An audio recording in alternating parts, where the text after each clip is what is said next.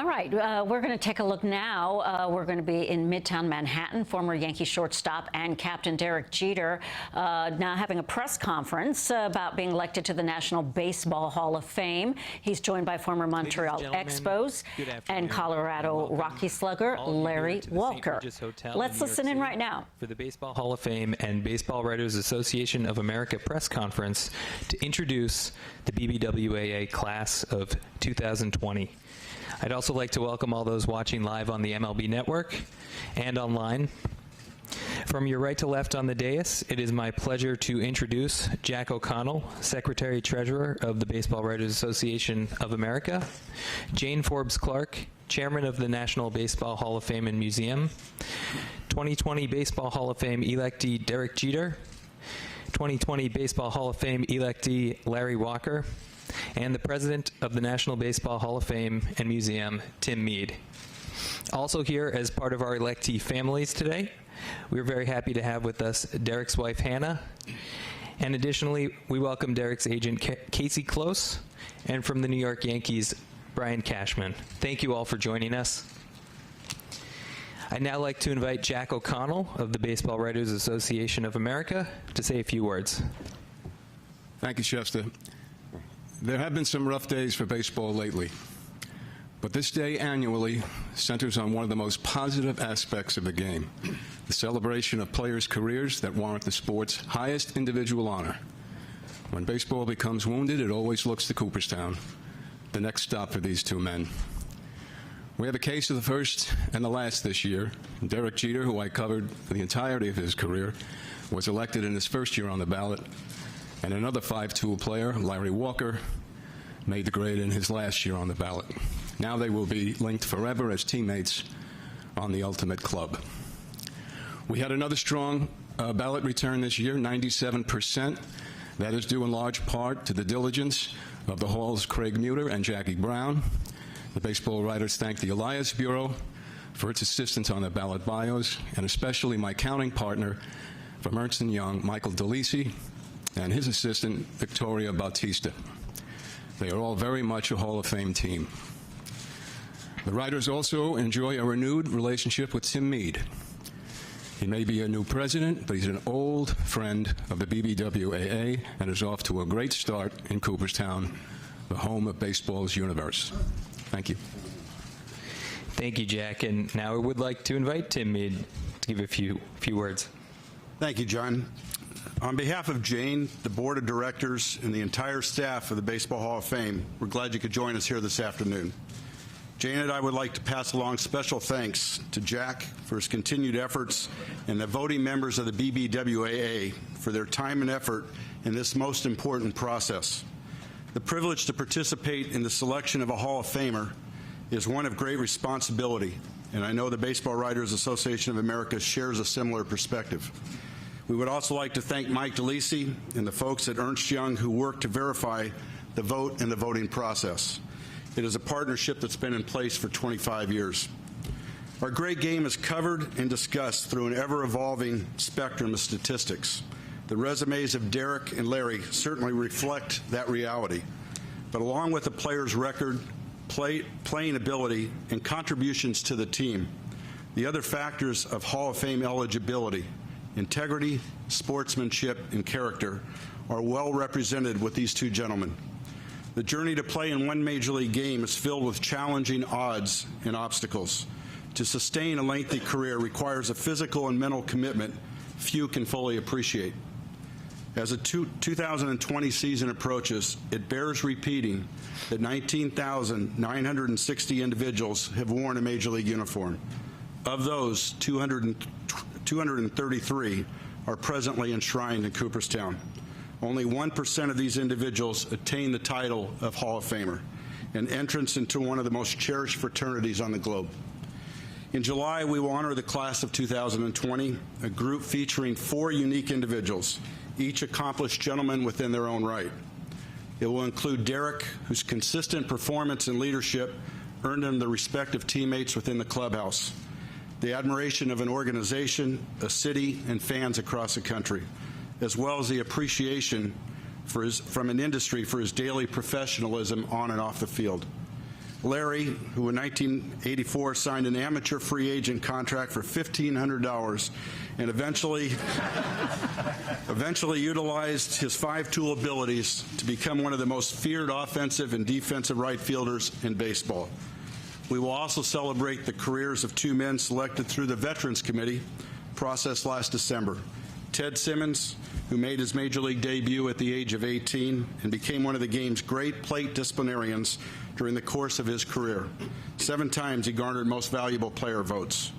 And the late Marvin Miller, whose efforts leading the Players Association resulted in groundbreaking changes within the game in the areas of free agency and arbitration, to name a few. Gentlemen, congratulations on reaching the pinnacle of success within our great sport.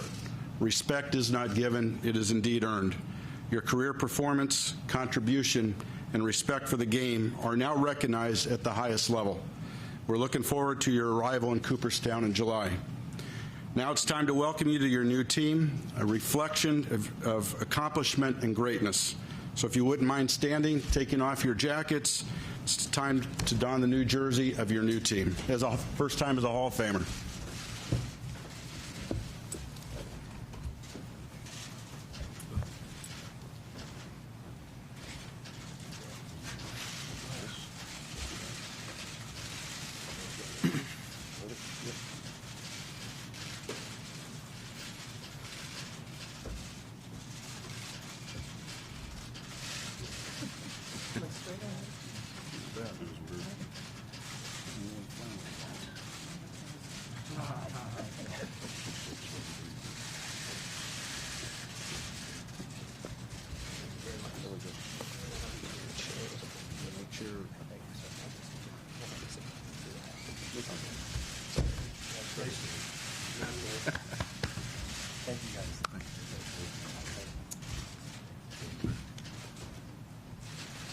How's it look?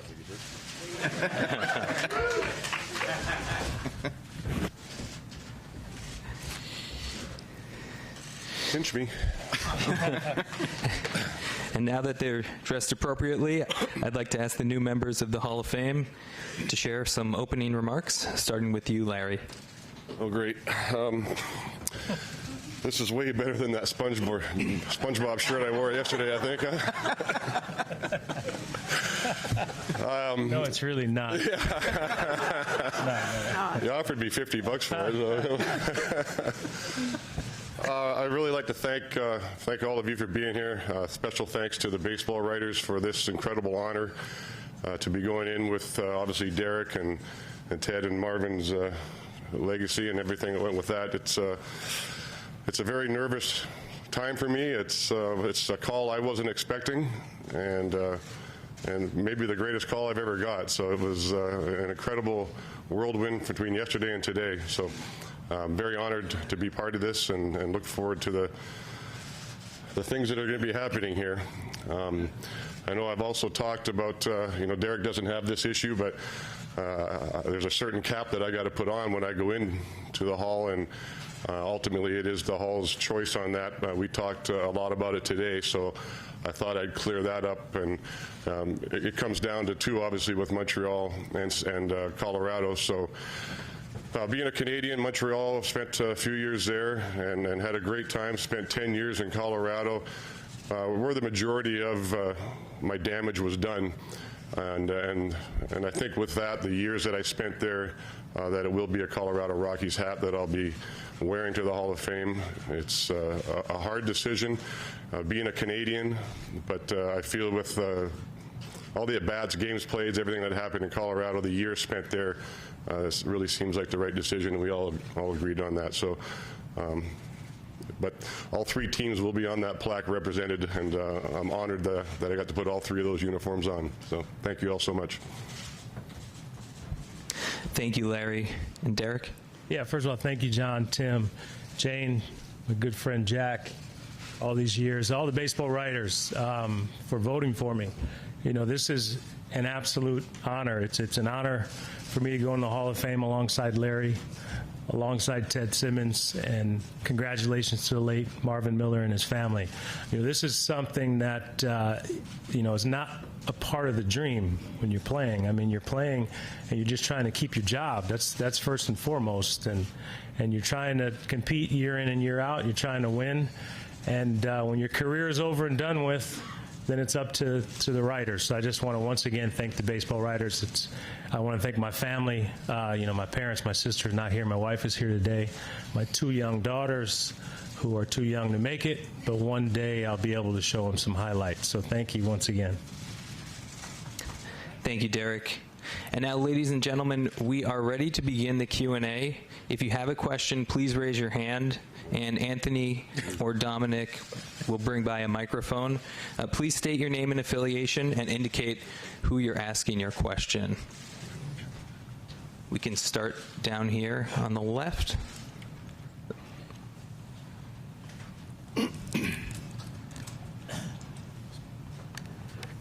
Derek, congratulations. Bruce Beck from WNBC TV. Thank you, Bruce. Derek, you never wanted to talk about the Hall of Fame all those years. Well, now I think you can. When you put it in perspective now, what does it mean to you? It's hard to put into words. I've told everyone throughout the course of not only my career, but in the last 5 years, up until yesterday, I just didn't want to talk about it because I didn't want to jinx any opportunities that I may have. I never took this for granted. I understand that these are the best players to ever play in the game, to ever play the game. And when you're in it, I just never necessarily sat down and viewed myself that way. It was always what's next, and how can we win, and then how can we win some more. So to have the opportunity now to be inducted into the Hall of Fame is, I guess the best way to answer it is I just don't know what to say. I'm looking forward to this summer. It's an emotional time. It's a time of reflection, and it's a lot of hard work and a lot of years have gone into this. And this is the highest honor. In the way on the back right here. Derek, Dave Waldstein, New York Times. Congratulations. Thank you, sir. You said you played to keep the job, but also you play to win championships. I'd like to know, how did this compare with winning the championship? Look, when you win a championship, obviously you're celebrating with 25 guys, more than 25 guys. You're celebrating with an entire organization. This is an individual honor, but I'm sharing it with all the people that have helped me along the way. So there's some similarities, but then yet there's some differences, and both of them are very hard. I don't know if I could say getting to the Hall of Fame is harder than winning a championship. They're both very difficult, but I don't know, man. It's a good question, but I don't try to compare them because this is special all on its own. I mean, like I said, it doesn't get any better than this. I mean, there's no more awards. There's no other place you can go. I mean, this is it. So this is as good as it gets. I don't even know if that answers your question. On the left, towards the center. So for both of you guys, congratulations. Mark Feinsand with MLB.com. What have the last 24 hours been like for you? And is there anything last night, anybody you heard from that stands out? Well, for me, it wasn't quite as obvious that I was going to have Jack calling me. So once that phone call happened, like you say, the tears that come out of joy. When I went to bed last night, I never realized how mentally tired I was, but couldn't sleep because everything was still spinning around and just the happiness involved. But it's great. I apologize to everybody that's been messaging me. There's over 300 messages on my phone, and my voicemail's full, and I want to get back to every one of you. But it's been great to hear from everybody and all the appreciation and thanks from family and friends. It's been overwhelming. Yeah, it's been a whirlwind. You know, like I said, I never just sat down and just assumed that this was going to happen. This is not an assumption that you make. You know, I was spending time with family and friends, and I wanted them to be around if potentially this were to happen. I wanted my two daughters to be around because obviously they never saw me play. They don't know much about my career. They don't know that side of me. And it was a special moment because, you know, my family and my friends are extremely important to me. They're the reason why I'm here today, and I just wanted to share that moment with them. And back to the back right. Raúl Ramos from Con las Bases Llenas. While you guys were playing, you didn't catch the Spanish, man. I thought it was French. I can say it to you in Spanish, but for your benefit. I don't see Jorge around to translate to you, so. While you guys were playing, at some point in your career, did you ever thought that you had a chance to be in the Hall of Fame? Well, I think like Derek just said, you don't play your career to think that this is going to happen. You go out there and you bust your butt and you battle with your teammates to take on that other team in the other dugout. And you know, the winning is the most important thing that you strive to for your whole career. And then when it's over, then I think you reflect on it and you hope, or you hope that something like this could happen. But it's such a small, minimal number of people that get to have this honor. So. Maybe once I said and done, then the numbers started coming out. It started making a little sense to me, but it still doesn't make sense that there's Hall of Fame everywhere on me right now, and it hasn't sunk in, honestly. So. Back to the center with Sweeney. Sweeney Murdy from WFAN Radio. Larry, congratulations to you. Derek, my question is for you. You've mentioned 2 times now that your daughters never saw you play and that you want to show them highlights. Other than winning championships, what highlights would you like them to see of your career? That's it. All the good stuff. Nothing bad. I mean, just strictly all highlights. That's it.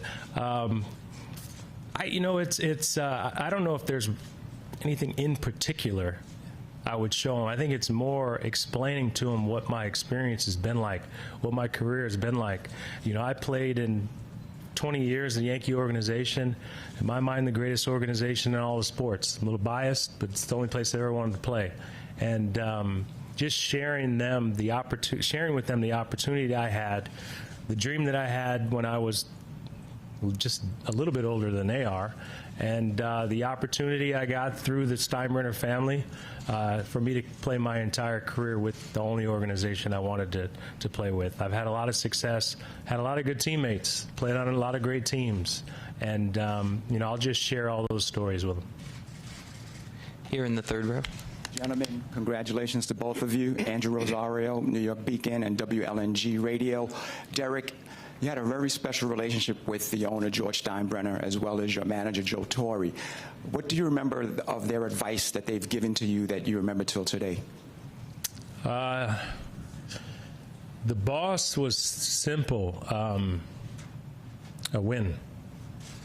That was it. He was an old football coach, and I've joked about this before, but he had a real tough time.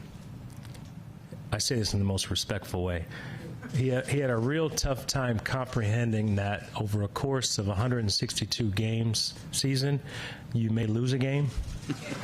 You laugh, but that's how he thought. And I can say I had the same mindset when we took the field, is that there's no reason why you can't win on that particular day. So he was a big preacher of accountability, responsibility, work ethic. And Mr. T, he's probably the best communicator I've ever been around. He preached that you treat everyone fairly. You don't always treat everyone the same, but you treat everyone fairly. And you have to take the time to get to know people. And, that's a lesson I learned from him early on in my career. Back on the left. Kelsey Hennigan, MLB.com. You guys had different starts, with Jeter being a first-rounder and Walker being an international signee. But following those starts, how did your time in the minors help shape your careers? For me, it made my career. I didn't play high school baseball growing up. You're born in Canada. You coming into the world with a hockey stick and skates on, and that's what you do. So baseball was something I never really did. I played more softball than I did baseball growing up. So until I was 16, and got an opportunity with Team Canada, and then got scouted by Jim Fanning and Bob Rogers. And the minor leagues is what I used to figure out how to do the game and how to play it. I mean, I think you heard my thing yesterday about cutting across the infield because I didn't know you had to touch second base, and things like that. I didn't know the rules. I'd never seen sliders, forkballs. So the minor leagues is where it all happened. All the coaching and watching other players from their successes and failures and learning from them. It was the road that paved the way for me. See, as a true Hall of Famer, so you didn't even have to play the game to make it to Hall of Fame. You don't even play baseball growing up. The minor leagues, for me, I was completely overmatched, and I did it my whole life. But it was a learning experience. You go through some growing pains, and you have to overcome it. I mean, grew up in Kalamazoo, Michigan, and I signed day after my 18th birthday, and then all of a sudden you're playing against the greatest players in the world, and I was completely overmatched. So I had to learn how to deal with failure, because growing up when you're younger, a lot of times you don't have to deal with that, and it helped prepare me for what was to come in New York. The back on the right. Ed Randall, WFAN and Sirius XM Radio. Larry, Derek, congratulations. For Derek, could you please talk about May 29th, 1995, your first game in Seattle, and also how you were notified in AAA that you were coming up, and then that night with Mariano in the restaurant in New Jersey and the disappointment of being sent down? Okay, that was in 3 parts. Let me see. Okay. You got sent down? Yeah, I'll tell you that in a second. It wasn't my fault. It really wasn't my fault. It was. But he got fired. So May 29th, 1995, my first game in Seattle, I was 0 for 5. I remember that, and after the game, walking with my dad, we went to McDonald's because there were no restaurants open, and it's the first time I was playing in a dome.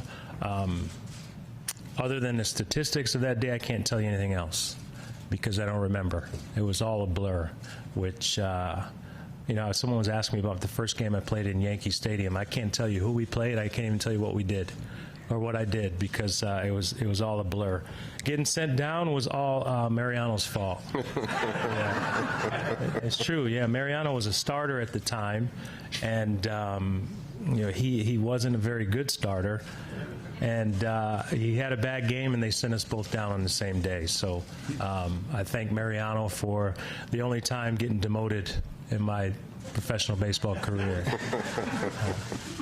You guys laugh now, but we were crying. All the way on the left. This is Bill Atson, MLB.com. This is for Larry Walker. Congratulations to both. What does Felipe Alou mean to your career, and what's the biggest thing you learned from him? Well, Felipe, like I said, the whole Alou family, especially with Felipe and having Moises as a teammate, was a great experience. Felipe came in, and obviously with that 94 team, that we were pretty good until the strike hit, and it was fun to watch him just come to the field every day, knowing that he had a ball club that was doing something pretty darn special, and to watch him just communicate with the guys was, there's a lot of managers don't have that communication skill. Felipe was hands-on, could take you aside and talk to the whole team. It's just a manager you feel comfortable being around with, and you can say anything to. And I think that was one thing I definitely remember, just how approachable he was. Willie in the back. Derek, it's Willie Weinbaum from ESPN. Question for you. What would you most like to ask or say to the one writer who didn't vote for you? Well, see, that's where our minds are a little bit different. I focus on the ones that did. I mean, it takes a lot of people to all agree to get you to this point. So I am not thinking about that. I'm happy that I'm sitting up here on this stage right now, and that's something that just doesn't cross my mind. Barry on the left. Congratulations, guys. Barry Bloom from Forbes. Derek, reminisce about the last week of the season, because you went out in a way that was uncommon for many great athletes. Yeah, the last game I played, people have asked me what game stands out the most. It's a little unfair because it's freshest in my mind. But the last game I played in New York was the only game I ever played in New York where we were eliminated, and which shouldn't mean anything, right? But you know, the relationship that I had with the fan base, it was a playoff-like atmosphere. And you know, I've said it time and time again how much respect and gratitude I have for the fan base in New York, but the way they treated me, that not only just the final game, but my entire career, it was great to have one last magical moment, I guess, is the best way to put it, at Yankee Stadium. In the center aisle on the left. Danny Torres, Latino Sports. This question is for Larry. Larry, you mentioned about that voicemail box full. You mentioned about 300 messages. Was there a message from Fergie Jenkins, who you obviously will join as a fellow Canadian? Did you hear from Fergie, or did you hear from any other Hall of Famers? I have heard from a few Hall of Famers, and that was one of the things I was asked today, who reached out, and some guys that I didn't even, you know, they got a hold of my number and got some great messages from them. And yes, I did hear from Fergie, giving me a congratulations and welcoming me into the Hall of Fame. So yeah, it was pretty cool. Pretty cool to just go through the messages, and some numbers I didn't have, or names in my phone, and the number would pop up, and I'd push on that number, and it's like, oh, okay, Alan Trammell, you gotta be kidding me. Okay, that's cool. Yeah. So it was neat, and a few other ones too. It was fun. And the back center. Thanks, John. Lloyd Carroll from the Queens Chronicle. Larry, you didn't have the luxury of playing in a big market like Derek did. I was curious, over the course of these 10 years of being on the ballot, there's a party that said, well, maybe it's Coors Field, maybe it's guys played in Montreal, maybe I didn't get to play in a big market. Did those thoughts go through your mind in terms of this whole ballot process over the course of time? Yeah, it had to go through my mind because it was always talked about, and I'd always hear about it. So it's part of the deal. You know, I played where I played. Montreal was a great time up there. We had opportunities to win. The same thing happened in Colorado. We did win the first wild card team in '95, so we lost to the world champions that year in the Braves, and then going to St. Louis, which, you know, like I say, putting that uniform on is quite an experience. It's a very you know, famous, I guess, franchise, but I don't know. It's they're low market, but you know, like I say, it was in the major leagues, and I'm not going to ever shy away from where I played. I played in a hitter's paradise in Colorado, but it was a Major League Baseball team. Not a lot of kids get to live that dream out, and I got to for 17 years, so I'm good with it. Back to the left. Mr. Vazio, Fox 5 New York. Congratulations, Larry and Derek, to the both of you. Derek, you've mentioned your family a couple times. What were the conversations and emotions like with your parents when this became official? And now that your career is complete, what has their impact been on your career? They were very proud, to say the least. My dad mentioned to me that he's responsible for all the talent that I've ever had. He also mentioned that he was a much better shortstop than I was, but that they used wooden bats that broke and they had to put nails in them. So but no, both of my parents, I think, you know, they've been supportive throughout my entire life, not just my professional baseball career, and I wouldn't be here today if it wasn't for them. And you know, moving forward, they're still obviously very supportive. They're babysitting our kids right now, which made it possible for me to come up here and spend some time with you. But I could go on and on about the support that I've gotten from my entire family. And my wife, who's here today, obviously she wasn't around for a lot of my career, but the support that she's shown the last couple of years and the last 5 years, wouldn't be here without her as well. And all the way on the left. Okay. Congratulations to both of you. Derek, you just checked in on this, on the one no vote, and you made your feelings clear. I think you all know it's become a big subplot in the last couple of days. Even O.J. Simpson checked in on it and had your back, Derek. And I'm just wondering for Jane or Tim, if you could just discuss the philosophy in not compelling or not forcing all voters to make their votes public. I think there's ultimately the rules and regulations controlled by the BBWAA in the voting process. And in that ballot, the voter has a choice of making that vote public or not. And that's kind of the agreed upon guidelines established by the membership. And I know Jack will be checking in as well, but that's kind of the way that that process has been run and continues to be run. I need to clarify this position because it preceded Tim's term.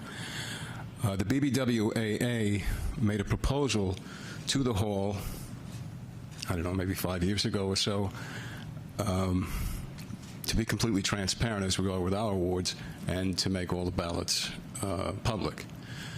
But the Hall's board turned that down, and they said they preferred that the individual decide whether he or she wishes to make the ballot public. And that's the option this voter has. You haven't reflected further on that just in light of this. You're very comfortable with that? Yes, we are. Thank you. Go to Ron here.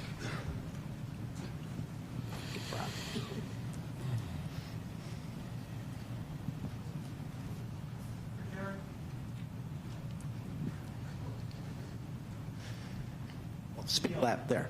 For all the success you had in 2 decades as a player and as a teammate, has it made it all the more frustrating what you're going through in Miami with the losing and the empty ballpark? And where would a title as CEO with the Marlins fit in alongside for you the accomplishments with the Yankees and reaching the Hall? No, it's been a lot of fun down there losing and not having anyone come. I mean, look, the bottom line is the bottom line is when you're competing to win. We've taken on quite a challenge down there in Miami, but we look at it as being a huge opportunity. We believe in the fan base in Miami. We believe in the organization that we're building. We understand it's going to take some time. I've said it before. I preach patience, even though I have none. But it also takes a little time for the fan base to develop that trust for us. I can't go down there and tell everyone to trust me. They don't know me. Right? Takes a little time for that. And one thing I said is I'm not going to make any promises I can't keep. And every promise that we've made, we've kept so far. And, look, I want to win as much as anyone. I didn't get into this to lose. I could have stayed home and retired. Just ask my wife. She'd probably be a little bit happier if I was at home every day and retired. But I got into this because I always wanted to give back to the game at the highest level. And I wanted to build something that we could be proud of, and everyone in Miami can be proud of. Where would a title of CEO rank? It's hypothetical. Let me get there first. I got to get there first. Back on the left. Congratulations, Larry, Derek, Joe Masseri, Pix 11 News here. I want to ask both of you guys. Derek, you joked yesterday about injury up your possibilities to get an opportunity. So over the course of your career, when you guys look back, was there a moment that you thought, okay, this could go either way? Maybe you wouldn't have been with the Yankees, or maybe strike in '94 with Montreal for you, Larry? It's tough to understand you there with all that cutting in and out, but I think you asked maybe a turning point in my career where things maybe switched, and I guess the turning point for me was, I believe, August 16th in 1989 when I got a call to say you're coming up to the big leagues. So I mean, that's the ultimate turning point, where you're going from just living on meal money and riding buses everywhere to playing in parks where they got backgrounds that you can see the ball and lights that actually light up the field, and everything just becomes easier. So, but that was probably just getting that opportunity to put on a major league uniform was my turning point. And in the second row here, Robert Grayson, Sports Profiles. For Larry, I had a question. I just can't fathom what it must have been like for you to learn the game, getting into it without really knowing that much about the game. And Derek, I'd like to ask you talked about your struggles when you first got started. When you started winning with the Yankees, did you ever think back on those days and say, I made it? I mean, did you ever take a moment and just reflect on how hard it was to get to that point? Who's first? I forgot what he asked him. I was asking you, I can't imagine what it would be like to learn. Oh, yeah. Well, I guess as all my friends seem to tell me, they get upset because I'm athletic. I have athletic ability, and I tend to pick up sports maybe a little quicker. So baseball was a lot of work, a lot of practice, but I was a great learner, listener, and just took everything anybody ever told me. And like I said earlier, a lot of my success was from watching other players. I would love watching other players and see what they were doing, and if they did it and was successful with it, something I could try, maybe add my own twist to it. And I also, the bad things they did, I didn't want to repeat them or see them from myself, so I had to learn from them. But like I say, I took up 10-pin bowling after I retired, and I threw a perfect game 2 years later. So, I love the challenge of trying to learn something new. So baseball was new for me. And I forgot my part. I wonder if, when you were successful as a Yankee, if you reflected back on the tough days that you had until you got there.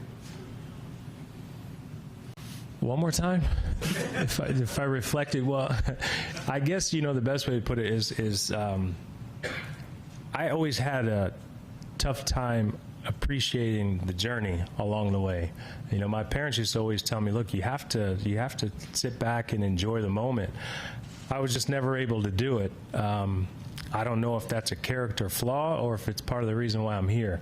It was always just what's next. If we won, I forgot about it and prepared to try to win the next season. If we lost, I forgot about it and tried to prepare for the next season. And never really got a chance to sit back and reflect. And even when my career was over, I really haven't had an opportunity to sit back. I think maybe that starts now. And on the left here. Bradford William Davis, New York Daily News. This is for Derek. First, congratulations. When you debuted in the leagues, in the big leagues in like '95, about 16% of Major League Baseball players identified as African American, a number that had held steady since the '70s. But regrettably, by your final year, the number dipped to about 6%. As someone long thought of as an ambassador to the game, for the game rather, now an owner and a Hall of Famer, how do you feel about the decline of black participation in the game, and what do you think should be done to involve more black folks in the game? Yeah, I think it's sad. I think start off with that. I think part of it, is a generational thing. I think, the younger generation, and let me finish before anyone judges me, I think they're into instant gratification. If you see a player playing college basketball, the next year they're in the NBA. See a player playing college football, the next year they're in the NFL. You see someone playing college baseball, they disappear for 3 years, even if they're the best, or 2-3 years before you see them in Major League Baseball. So I think kids nowadays, they want to go towards not the easier route, but the fastest route. And, that's unfortunate. But I think one thing that Major League Baseball has done is they're doing a better job with getting more inner city kids to play the sport. But we need to do a much better job at that. And, I don't think there's an easy answer for it. If there was an easy answer for it, we figured it out a long time ago. But it's something that's top of mind, and we must do a better job. We have to get more kids playing baseball.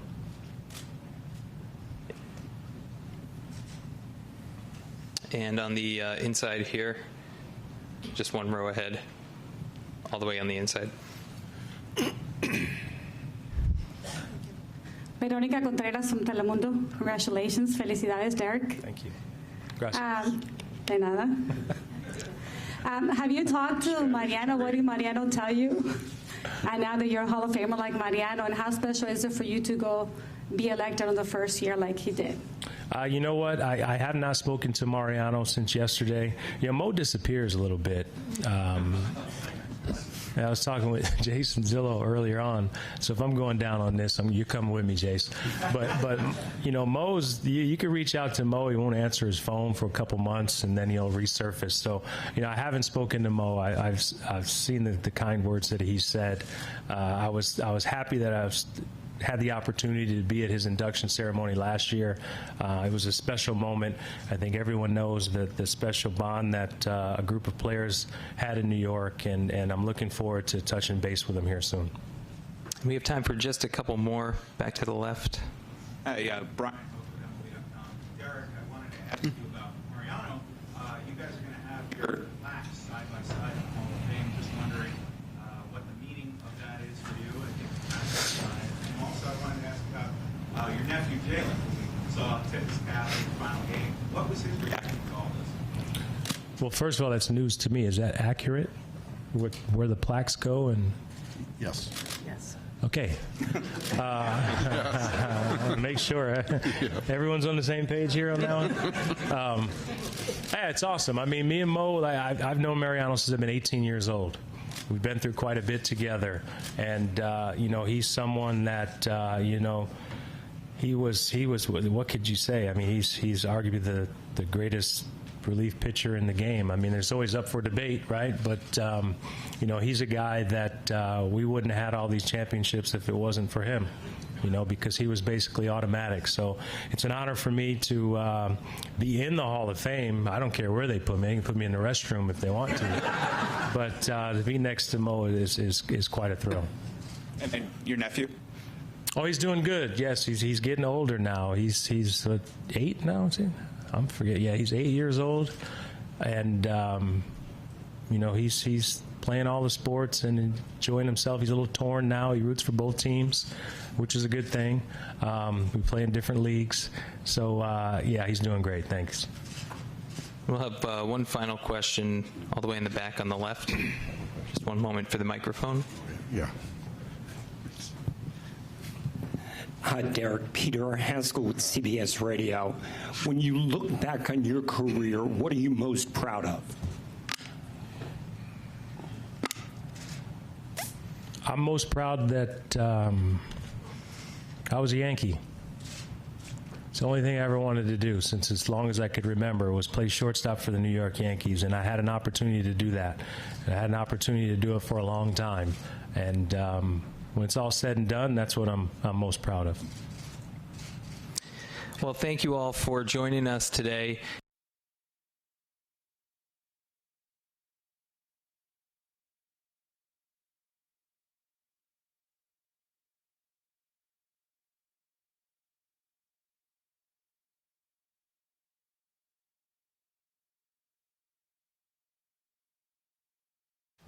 Well, for about the past 40 minutes, we've been watching fan favorite, Rookie of the Year, 5 World Series ring winner, and so many other awards for Derek Jeter, who played 20 years with the New York Yankees, the only team he played for.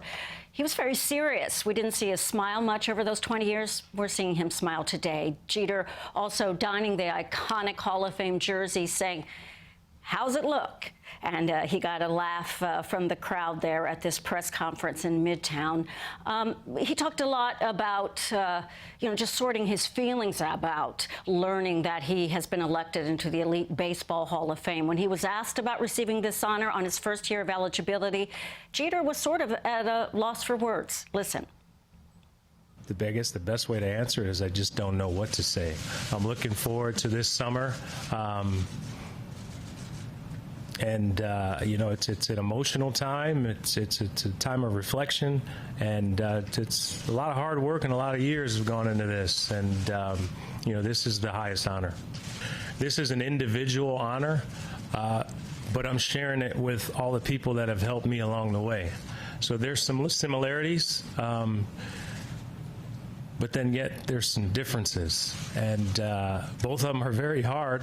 I don't know if I could say getting to the Hall of Fame is harder than winning a championship. They're both very difficult, but I don't know, man. It's a good question, but I don't try to compare them because this is special all on its own. I mean, like I said, it doesn't get any better than this. I mean, there's no more awards. There's no other place you can go.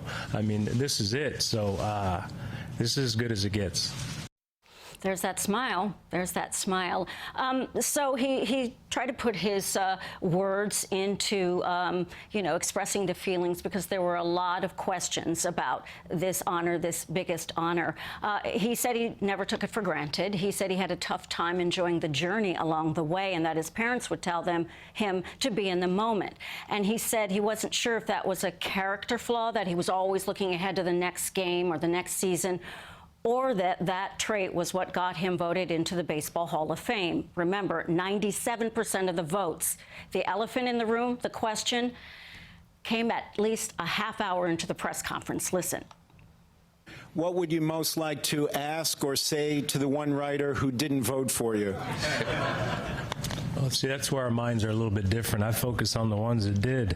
I mean, it takes a lot of people to all agree to get you to this point. So I am not thinking about that. I'm happy that I'm sitting up here on this stage right now, and that's something that just doesn't cross my mind. Again, Derek Jeter, the captain, the shortstop, first started thanking his parents. Remember how well we got to know his parents, Dr. Charles Jeter, wife Dorothy, and his sister. His wife Hannah is there with him now, but his parents are with the two young daughters who couldn't be there because they're little. Bella is 2.5. Daughter Story turns 1 this month. What an honor, as he puts that on again. And the Hall of Fame ceremony is at the end of July, a Sunday, in Cooperstown, New York. Don't forget also, he is not playing, but he's part of Major League Baseball. He is CEO and part owner of the Miami Marlins. And he was asked comparing his experience to the Marlins who are having a really tough time. And he said, yes, sure, it's been a lot of fun losing and have no one come to the ballpark. Sarcastically right, but saying that is a building process. Last question said it all. What was his proudest moment? He said, I'm most proud that I was a Yankee. It was the only thing I ever wanted to do was play shortstop for the New York Yankees. Hall of Famer Derek Jeter. Stay tuned with us right here on CBS and New York, as well as our website, cbsnewyork.com, and of course, CBS 2 News at 5 and 6.